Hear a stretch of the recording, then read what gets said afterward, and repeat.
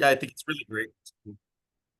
I think it's great to be invited once again by Imagine Canada and Keela to put on a webinar. And today's webinar is going to be one that's going to really get you thinking about how to get your board from being maybe a board that's new to grants or that's new to applying for grants to be one that becomes exceptional. And so just a little bit about DoGood, which is my company. We do all-inclusive grant writing. That's where we write grants from start to finish. We do prospect research. That's where we find grants. We train on grants. We do consulting, and we have a membership program. If that's interesting, please reach out to Imagine Canada or Keela and let them know, and they can make an introduction. Rohit, you're stealing my job. I'm supposed to introduce you first. Sorry, go ahead. That's okay. Geez, it's like you don't even need me. I can just pass it all off to you. No, I'm kidding. Welcome, everybody. Thank you for coming. We already heard a bit from Rohit, so as you can tell, we're all chomping at the bit to really jump in here. My name is Elise. I am a customer support specialist here at Keela. I'm also a former Keela user from a nonprofit, so I've been right where you are. My incredible colleague Chelsea is also here. She is helping us out on the tech side of things, so please feel free to say hello to her in the chat. She is our incredible digital designer. I do want to take a moment to acknowledge that Keela's head office is located in Vancouver, which is on the traditional, ancestral, and unceded territories of the coastal Salish people, the Musqueam, Squamish, and Tsleil-Waututh First Nations, and give thanks for their generosity and hospitality on these lands and waters. I invite all of you to take a moment to acknowledge the lands and waters you are joining us from today. If you are new to Keela, welcome.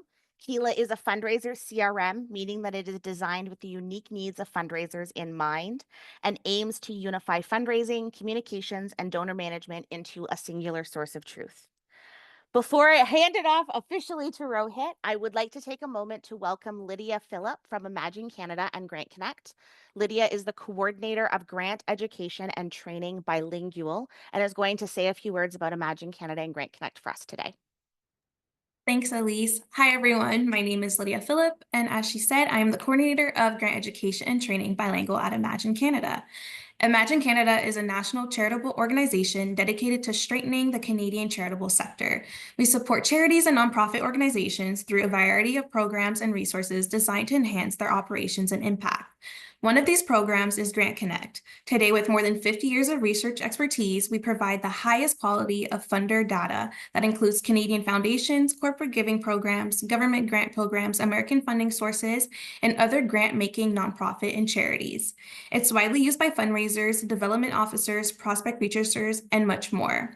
With an intuitive, user-friendly interface, Grant Connect offers a variety of onboarding tools and training resources, making it suitable for every nonprofit fundraiser.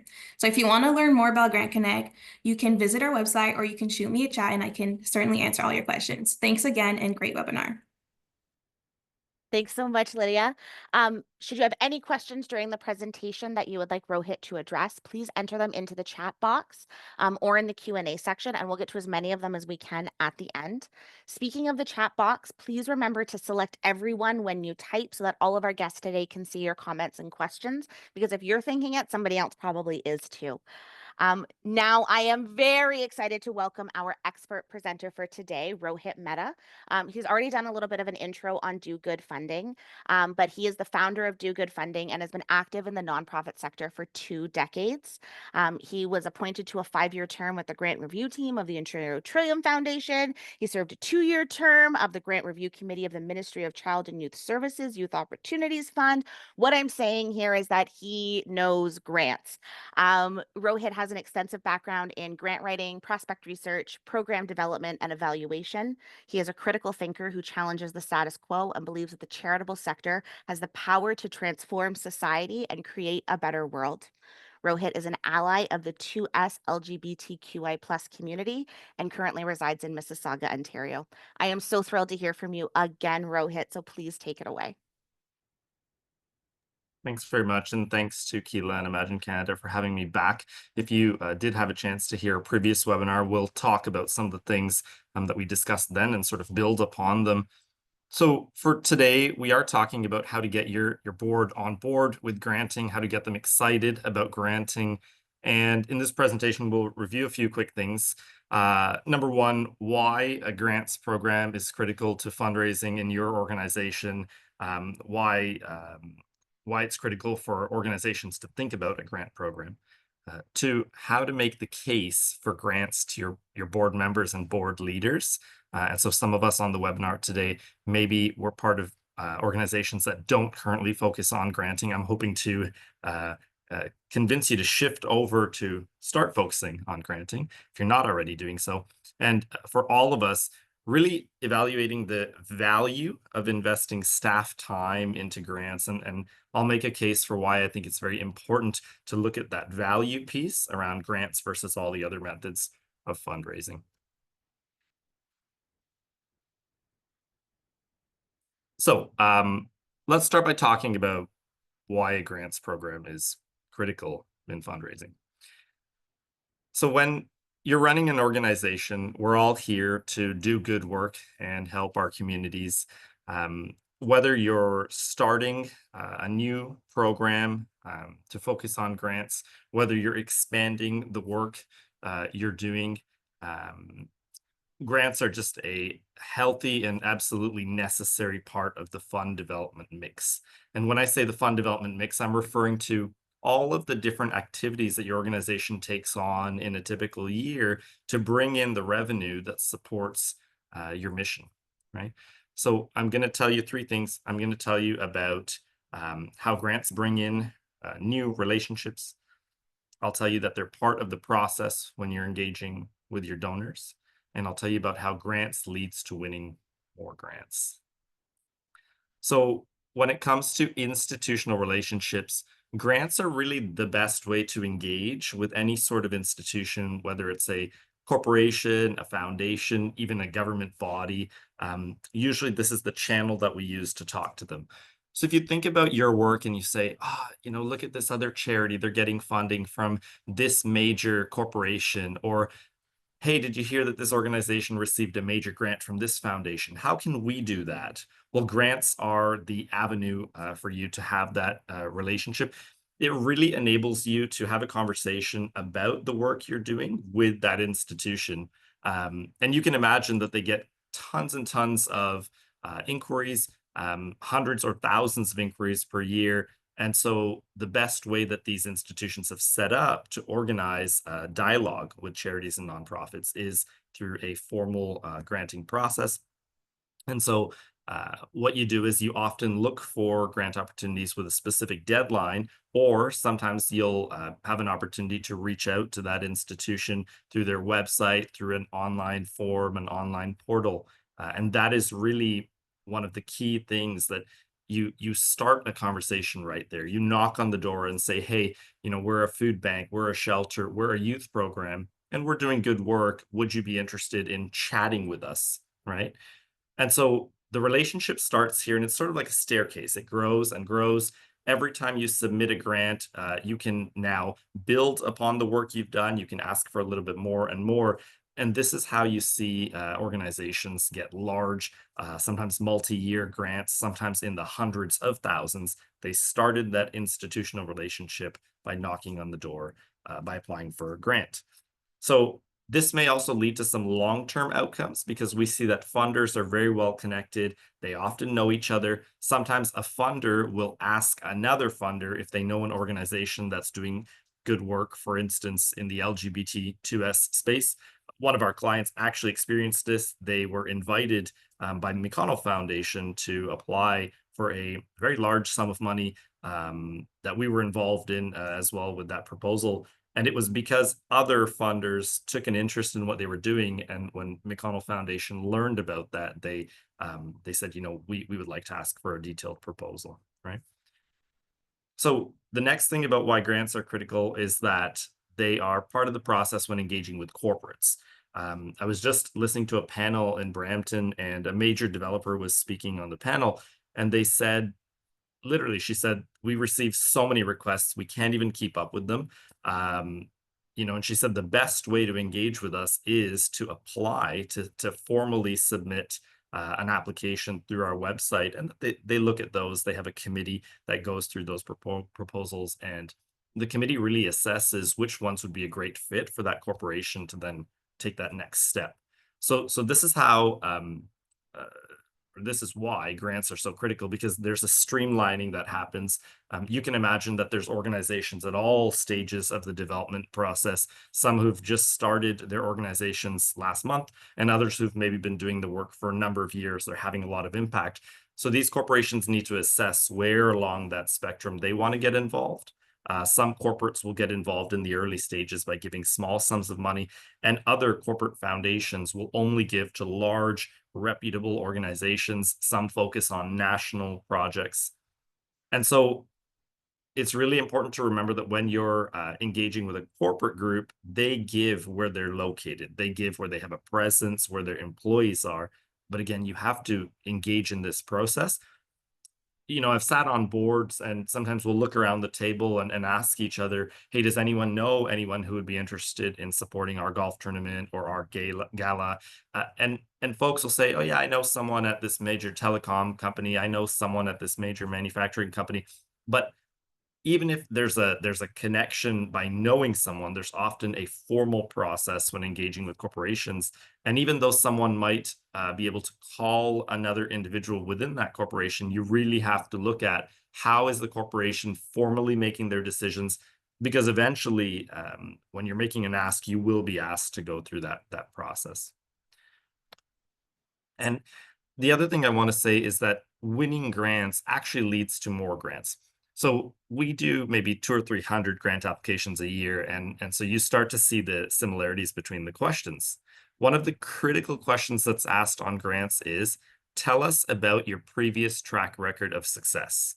Tell us about your previous history of managing successful projects like this one. Uh, Give us examples of previous projects that you've run and what your track record has been or what your success has been. It's all asking the same thing. And so when you are able to take on a grant project, successfully complete that project and achieve the objective, you can then tell funders, hey, in 2023, we received, Community Services Recovery Fund for $25,000. We did a great job, and now we're asking for $50,000 to take this project to the next step, right? With every grant you win, you can actually ask for more and more. And this is why I tell organizations that it does take at least, I would say, 1 to 2 years to grow to that point where you're getting larger grants. You're now able to sustain staff. You're able to cover many of your expenses, because it's that growth of applying for a grant, then a bigger one, then a bigger one. More grants leads to more grants, or winning grants leads to more grants. So let's talk about how to make the case for grants to your board. And I understand that we have a different spectrum of folks on the call, on the webinar today. Some of you may have boards who have never applied for a grant. Maybe it's new to them. Maybe there's no one on the board of directors with that expertise. On the other end of the spectrum, we'll have some organizations that have very experienced leaders, some who write grants all the time. They've had a lot of success. So please take what you can from this section. But I'll tell you that if you want to bring your board sort of on board with grants, you need to get them excited about it. You need to let them know that the grant world is going to help them to actually have more of an impact, to further the needle on their mission and the cause that your organization is trying to change or to improve. And I would say it's important to get folks excited about the opportunity. People can be very overwhelmed with grants, and sometimes they can feel like it's daunting, but there is a huge opportunity there. So there's a few things I'll tell you here, which is about highlighting the importance of these grants, sharing grant opportunities, like beginning a grant application, starting the grant application, and then actually winning that and getting excited about that, right? So highlighting grants, it is so important to go to your next board meeting, especially if the board is not new, is not experienced when it comes to grants. It's so important to talk about the importance of grants to grow the organization, to grow its impact. We've been contacted by organizations where there are no staff. Sometimes there's no one being paid. And I'll say to them, did you know that you can get grants to pay your staff and to hire? And I'll tell founders, did you know that you can actually become the executive director and be paid to do this work? And some people are surprised to hear that they have been doing the work, or they've been doing it as volunteers for so long that they don't realize that you can use a grant to grow and scale your organization. So what you can do is you can look across Canada at other examples of organizations like yours. Maybe they've had projects funded by grants. Say you are a food bank, for instance. Take a look at what some of the different food banks across the country are doing and show your board those examples. You can literally just go on the websites of some of these funders. If you even search food bank and your province, you will probably start to see different, let's say, food bank programs that have been funded. And you can just throw those on a slide, show a few slides, and show them how these organizations have been able to take grants and use them to grow and scale. The corporations and foundations that fund are also very good at telling these stories. So think of any corporation where you made a major purchase. It could be a car, it could be clothing, it could be your last meal. If you go on their website and you go into a section that would be something like community giving or corporate social responsibility, they will feature the different projects that they've funded. So this can be very inspiring to let people know that just like those charities and nonprofits who received funding, your organization can also receive that funding. And so you sort of need to highlight this for folks in order to show them the opportunity, highlight the positive impact that this world of granting can have on the cause that you're addressing, or on your organization, or maybe your whole community. And I think it's so important that when you're presenting a specific opportunity, okay, you need to ensure that that proposal that's coming up, maybe it's due in 2 weeks, 3 weeks, you need to ensure that that is directly aligned with your mission, your goals, that it's an opportunity that your board would want to pursue before you highlight the opportunity to go after that grant. For instance, if you're a seniors organization and you're doing work to support seniors in your community, and there is a festivals grant and you don't run a festival, maybe that's not the best one to highlight, right? When you're introducing folks to a grant, you could go after a generic one, like in Ontario, we have the Ontario Trillium Foundation Seed Grant. The Seed Grant is very generic. Almost anyone can apply for it. It's a great opportunity to highlight, and it's up to $100,000. And so it can sort of get any board member excited about the potential to grow your cause. When it comes to making the case for grants, you need to share relevant and timely opportunities. This is building on what I was just saying, and it's interesting that Grant Connect and Imagine Canada are involved in this webinar, because Grant Connect subscribers always receive the latest grant news. I love reading the updates that are sent out, which actually features all the major grant deadlines that you would need to know about, and it's for all across the country. So I do highly recommend that as one opportunity to receive news. Actually, Keela and Imagine Canada both offer quite a bit of free resources if you're not already subscribed to their social media and other offerings. I encourage you to do that. And what's interesting is that if you're sort of looking for opportunities and you're sort of wondering, where can I find timely opportunities? In addition to these news sources, many funders themselves post on social media. They often have their own newsletters. You might want to look at what are the most prominent funders in the area that you work. So for instance, you might be doing work with let's say environmental causes. There's a number of funders that would fund in that area. And so you might want to figure out who they are. Echo Foundation, for instance, is a huge one, and subscribe to their updates. I mentioned McConnell Foundation a moment ago. There's other large funders that work on specific areas. Maybe you're working in health and well-being. Maybe you're working with newcomers, refugees, whatever the focus areas of your organization. Try and find out the largest funders by doing a simple search. Get subscribed, start getting updates from those funders, and then share them. The other thing that we do at DoGood is we also subscribe to municipal funding newsletters. I find these are absolutely a gold mine of opportunity as well. So in addition to some of the opportunities I talked about, the municipalities often feature grants that are specific to that particular geography. So for instance, in Ontario, you'll have York Region or Toronto or Mississauga. Each municipality takes all the grants that are relevant to somebody living in that community, and they also send those out. So you really want to share timely opportunities, get subscribed to a few of these different ones.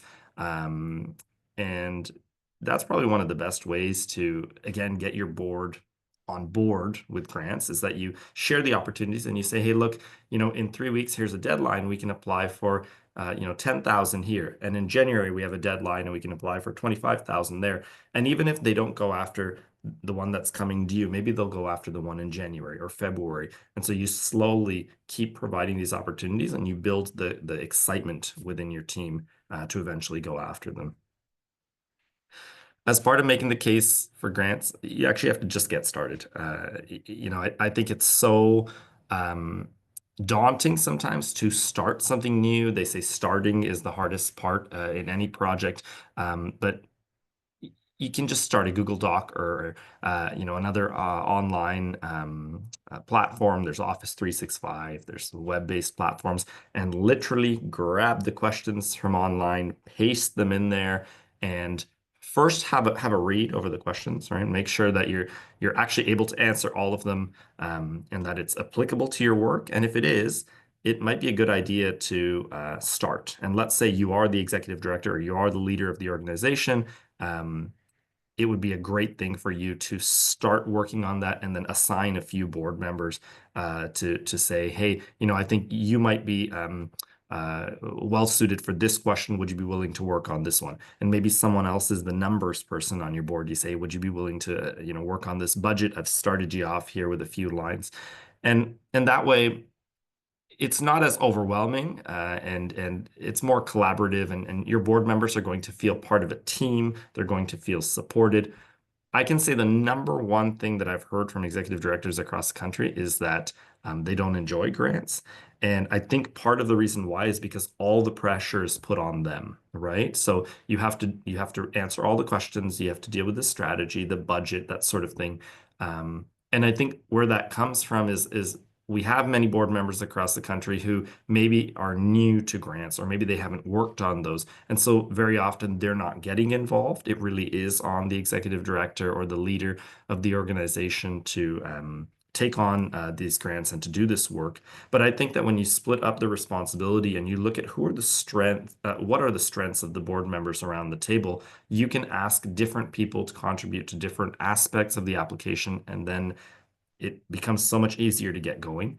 And I would say that if you just missed a deadline, right? Because this happens, you read your email, you say, oh no, this grant just closed yesterday or last week. That's okay. Still try and get your hands on the questions and try and answer them. It's a great exercise. The next time that grant comes around, and they usually come around repetitively once a year or multiple times a year, then you'll be ready to apply. Right? And if you remember my last webinar, I said, don't start from scratch. You always want to take what you've started and you want to build on it. And so once you get started, the process is so much easier. And I see some questions coming in. Thank you. Please keep them coming, and we can do a Q&A towards the end. So now you've done this work. Maybe it's been 2 months, 3 months. Sometimes it takes that long, and you've won a grant. There's nothing more exciting than coming to a board meeting and telling everyone that you've won a grant. It just feels amazing.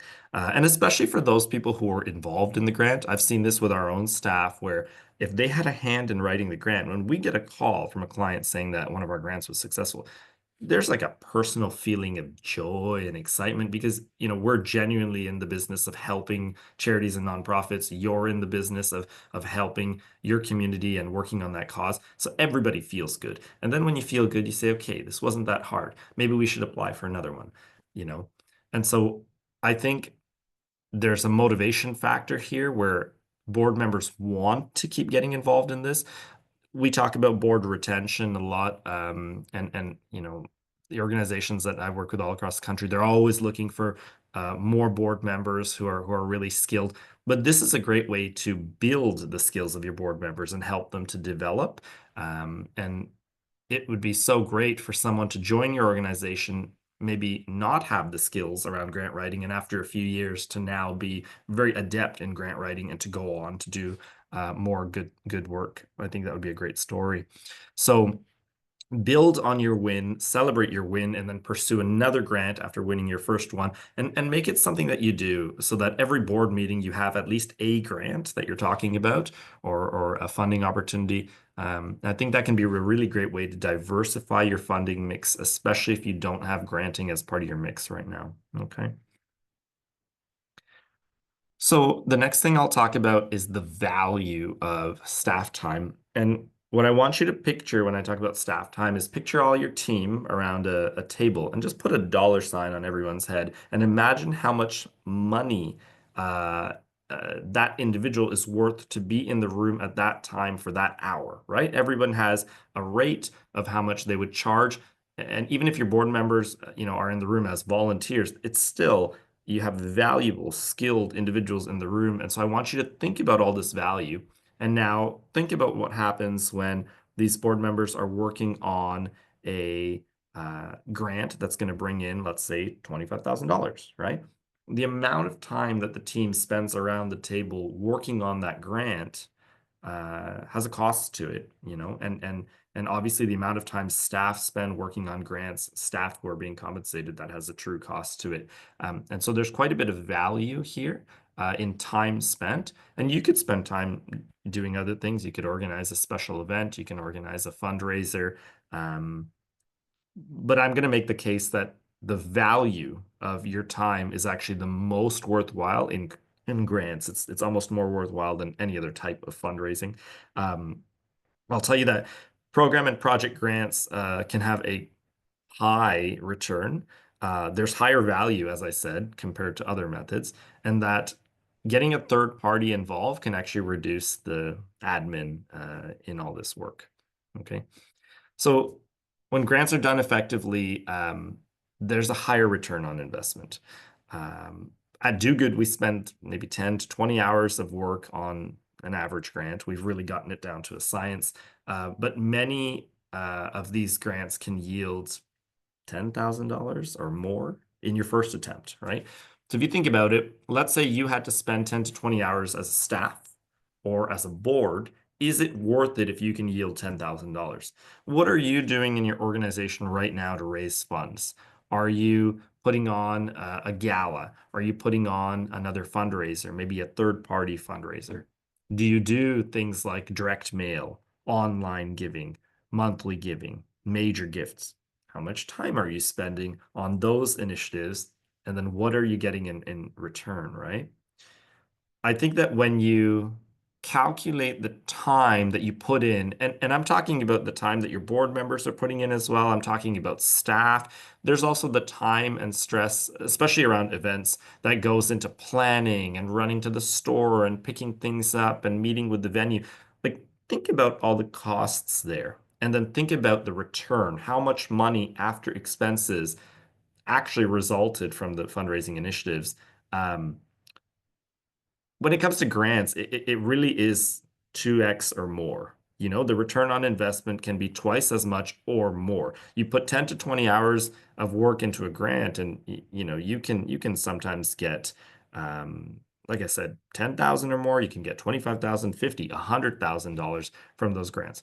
Now, sometimes the grant may not be successful, and you may be saying, well, wait a minute, Rohit, what if we put 10 to 20 hours and we get nothing?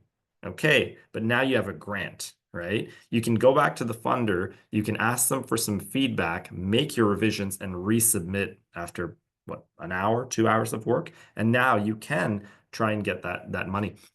When I was on the grant review team with the Ontario Trillium Foundation, we used to meet with our grantees and give them feedback.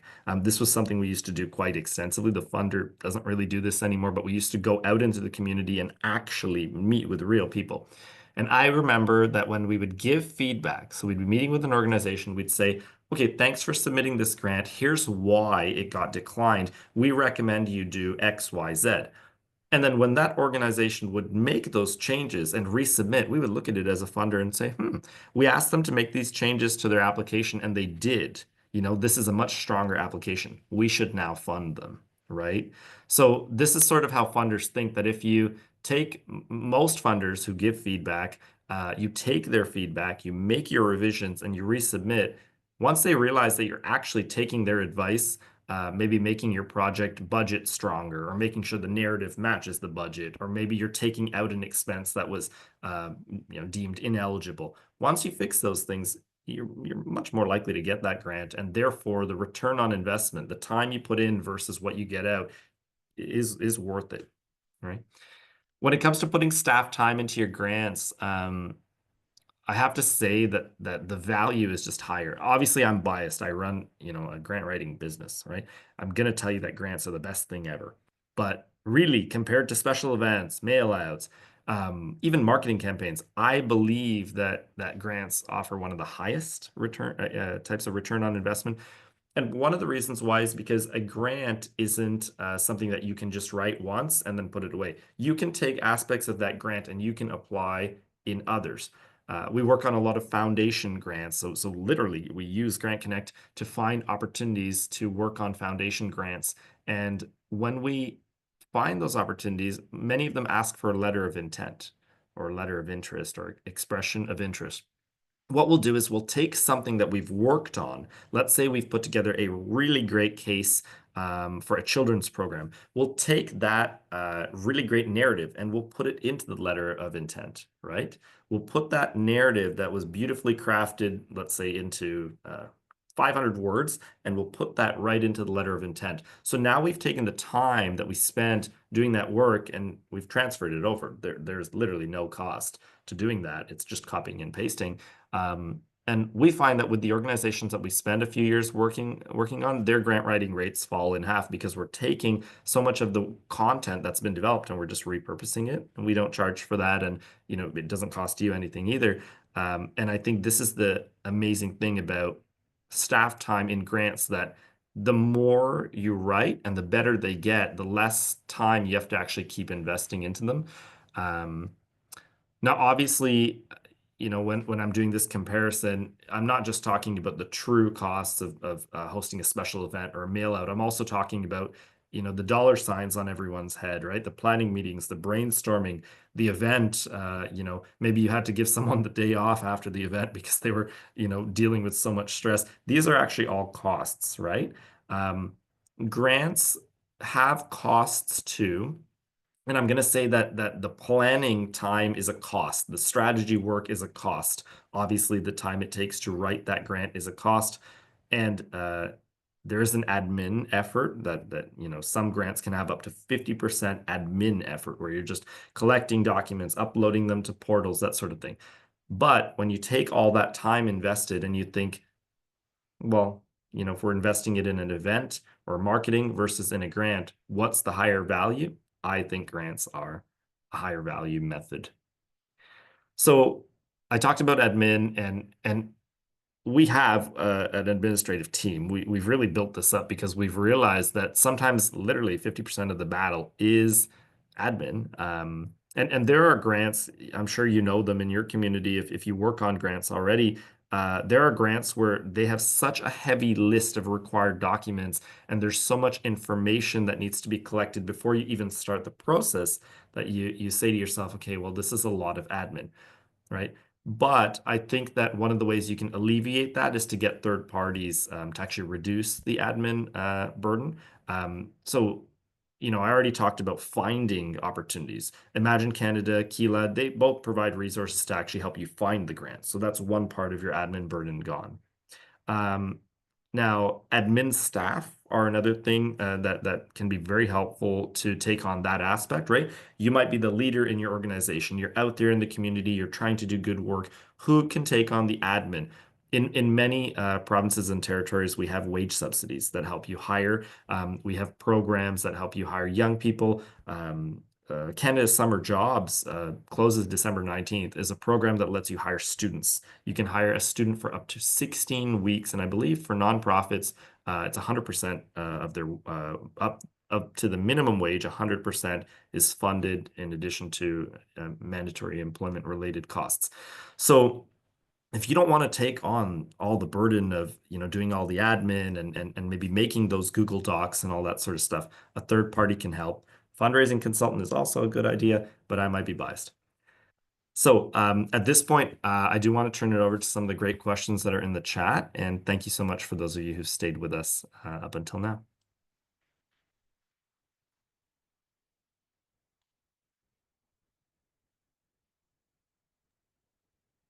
Thank you so much, Rohit. That was fantastic. I definitely learned so much. One of the big questions that actually came up in the chat, and I think this harkens back to your previous webinar with us, which by the way is available on the Keela website, and I think we can drop a link to that in the chat as well, is why not start a grant from scratch? Yeah. A great question. I think it goes back to the return on investment piece I talked about and the time it takes. So let's look at two scenarios, one where you started from scratch and another where you built upon the past work you did. When you start from scratch, you start with a blank document. Already, this is overwhelming, right? Because now you need to figure out what to do. You need to find the questions. You need to create a process. I think as someone who tries not to procrastinate, I think that it can be a really easy way to procrastinate, to say, "Ugh, I don't even want to start this thing," right? So the amount of time that goes into starting and getting ready and grabbing, the basic information like your CRA number, your address, your phone number, all these little details, it can be saved by building on the last application that you wrote.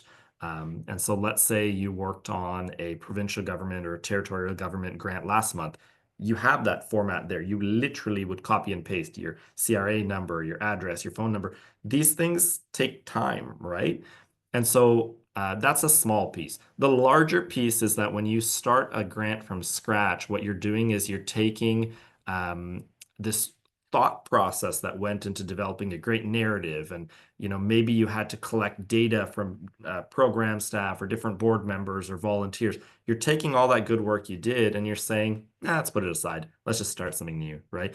And I think that work, you might have spent hours collecting that information. Sometimes just a budget can take 1 to 2 hours of work, right? So always consider the work that you've done. How? You can start a Google Drive folder. You can use, there's various cloud services, Apple, Amazon, they all have these cloud services where you can start putting all your documents somewhere and then just share it with your board. Even if a board member or two leaves, even if a staff member leaves, you have that information there, and now you're not starting from scratch. If I look at the organizations we've worked with who provide us with a ton of information versus those who literally have nothing, the ones who provide information are far more successful, and they pay less or spend less time when it comes to the process of writing and strategizing and that sort of thing. Never start from scratch. Always take whatever information you have, throw it into a folder or a document, and then build upon it. One of the organizations we did some consulting work with, the ED, he jokes that he has a 60-page document of every answer that he ever put into a grant. And he says when he's working on grants, he literally just grabs information from there and pastes it because he spent so much time developing it. So I think that's genius. That's really helpful. I actually love that idea of having a repository of every grant question you've ever answered, because once you've done a bunch, you probably will have answered all of them. Um, a pre-submitted question that came up a few times that I also want to ask to you. I'm going to use Holly's wording for this. What strategy do you use when board members scoff at investing in grant writing services relative to a small grant? Right. And I'll be honest with you, sometimes it doesn't make sense to invest in grant writing services. I'm always of the case that if you can do something on your own, you should, because a professional grant writing service should be used when you truly need it. If you have the capability on your board or on your staff, and you have the interest, motivation, capability to do the work, you should. Now, there's a time where it makes sense to invest in a grant writing service. I'll give you an example. Let's say you're applying for a grant and the amount of money that you're going to receive if you're successful, it would be substantial. Let's say $100,000. And most grants give you 15% admin. So $15,000 the funder would give you if you're successful for your administrative cost. If a grant writer is charging, $1,000, $2,000, etc., and you're gonna receive 15,000 in admin, you will more than cover the grant writer's costs. In many of the grants we write, some of the larger ones, it's enough to cover a year's worth of grant writing costs. So I let our clients know this, that they should take that bold step and make the investment. And remember what I said earlier. Let's say, for some reason your grant is not successful. You've invested the time and energy into writing it, yes, but now you have a grant. So take that grant, go back to the funder, please, ask them for feedback, make the changes, and then resubmit.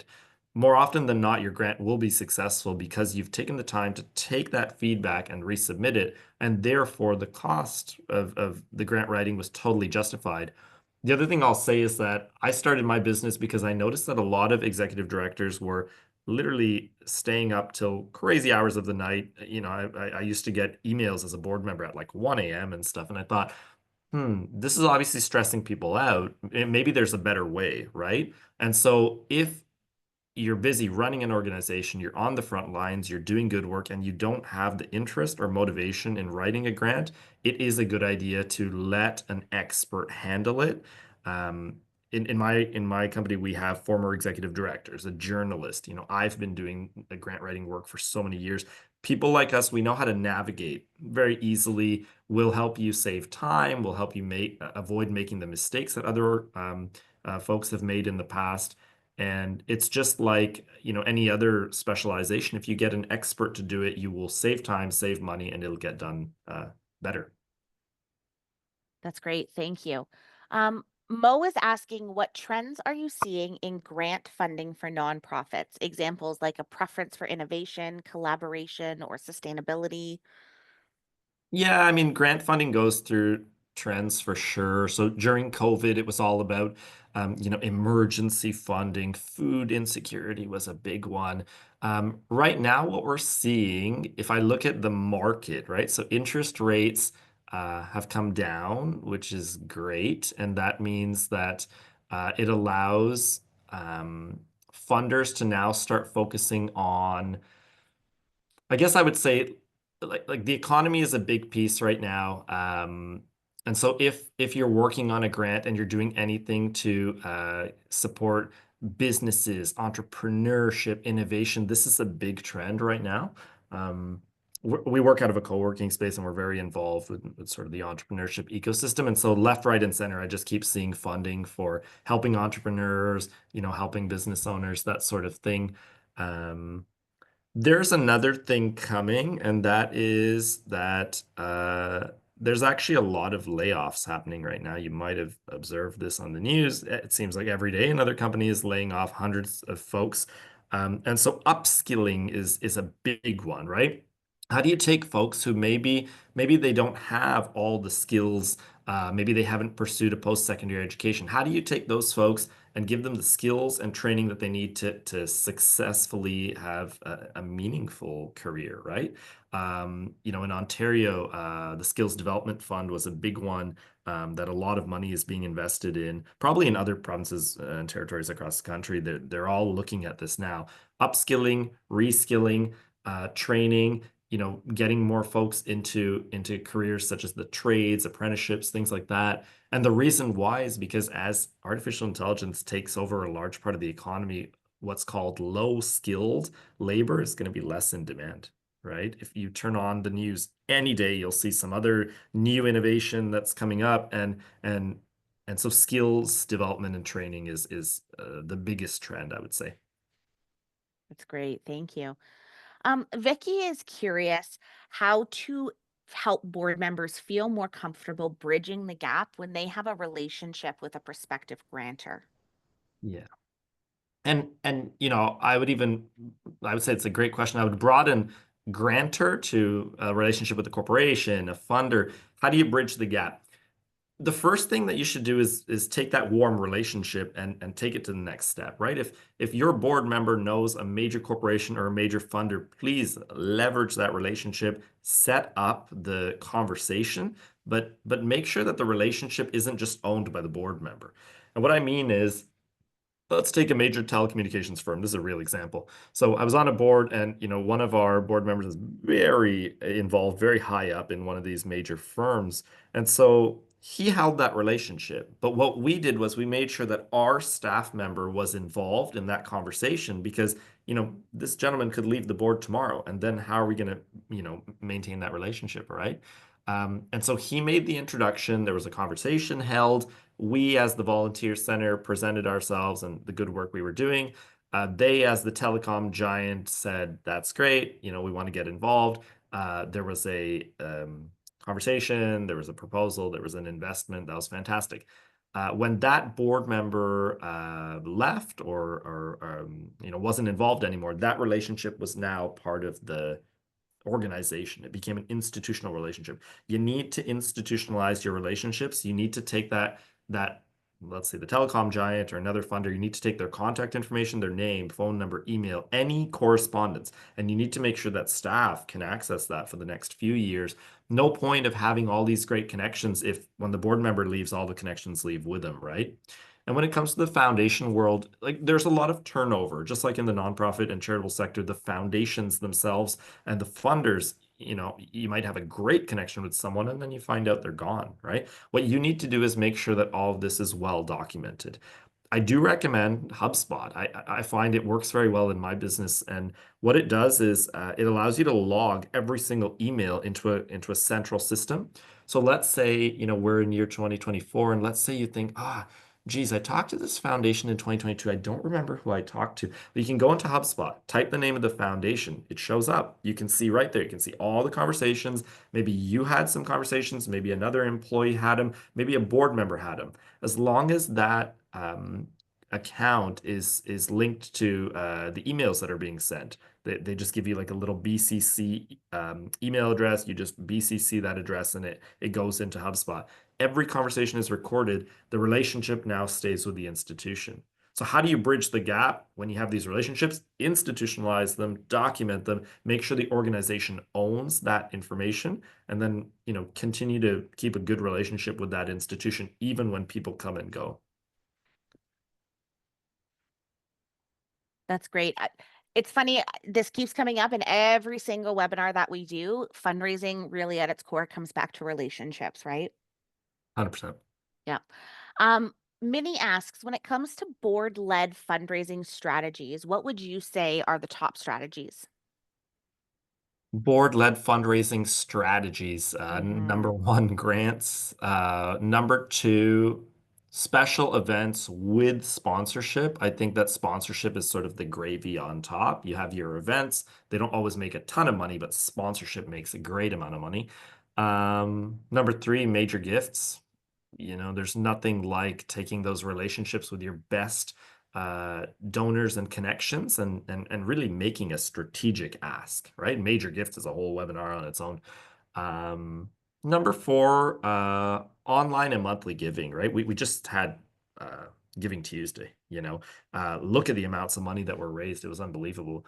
I think online and monthly giving are huge. As long as you've made it easy for your donors to give online, that's probably one of the best strategies. Like try donating to your own organization, get on your phone, see how many seconds it takes you to make a $10 or $20 gift. If you're doing that well, then your donors are going to do it as well. Hope I answered that question.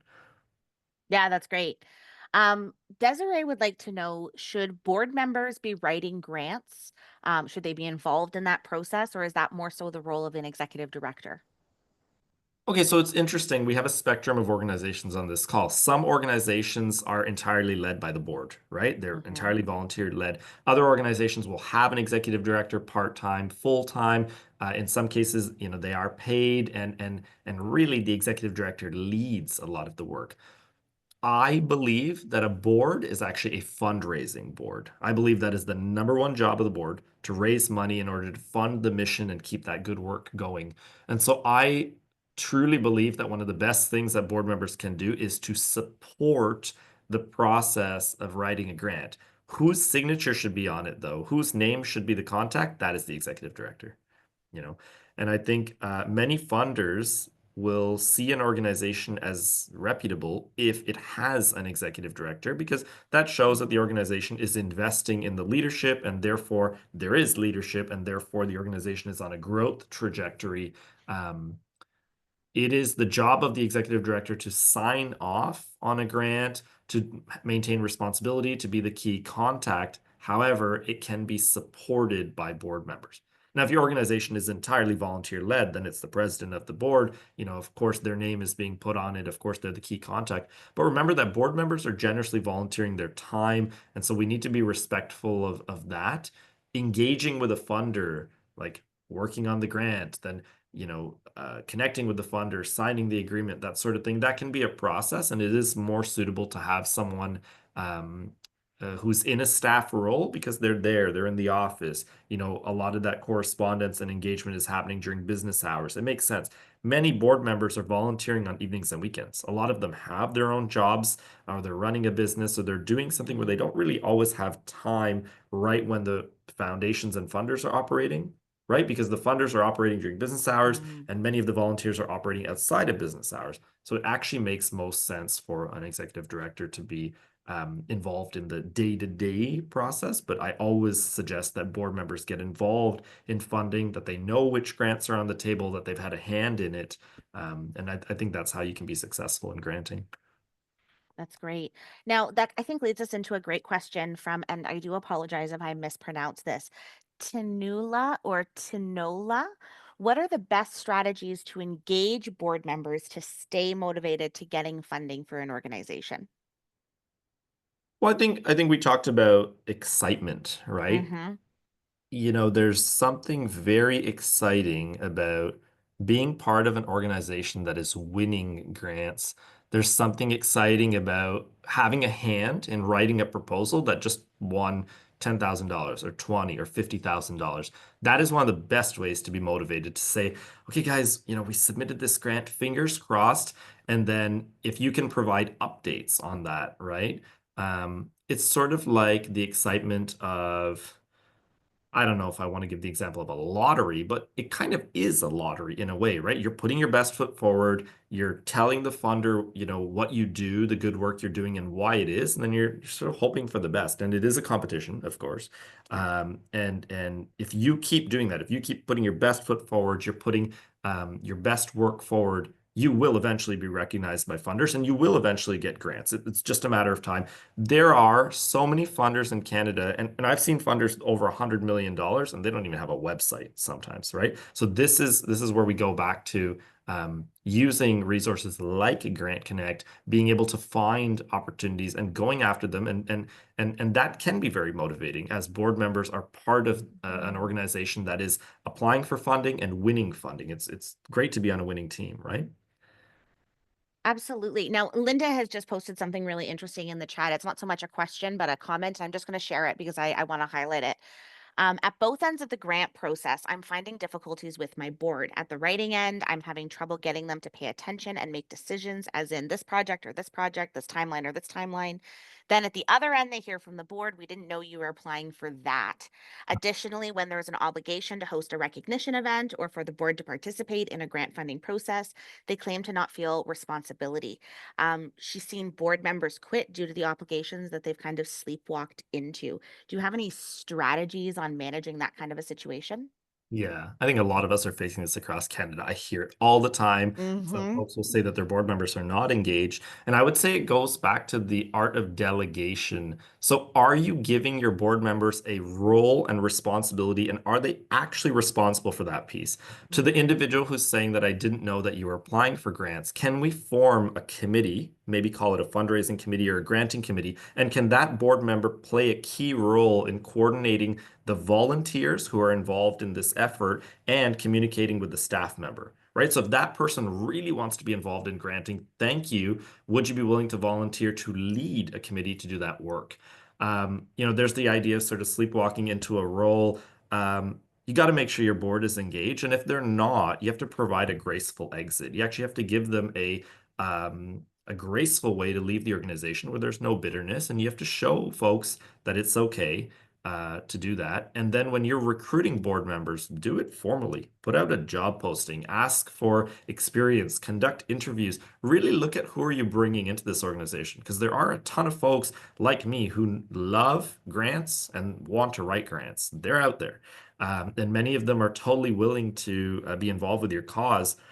Look at it like this. Someone can give you $5,000 or they can give you $5,000 worth of their time to write grants, which then helps you win 50, right?